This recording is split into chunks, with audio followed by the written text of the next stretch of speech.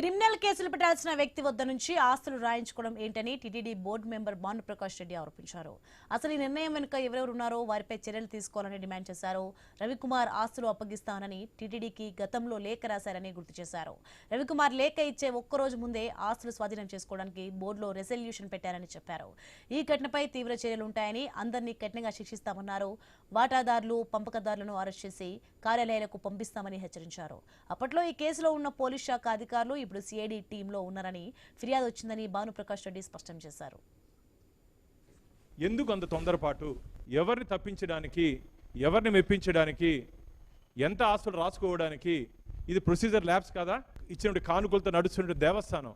అలాంటి దేవస్థానంలో మీ ఇష్టానుసారంగా వివరించి ఈరోజు నిమ్మకు నీరెత్తినట్టు మా ఎన్డీఏ కూటమి మీద, మా మీద బురద చల్లే ప్రయత్నం చేస్తున్నారు. ఇది మంచిది కాదు.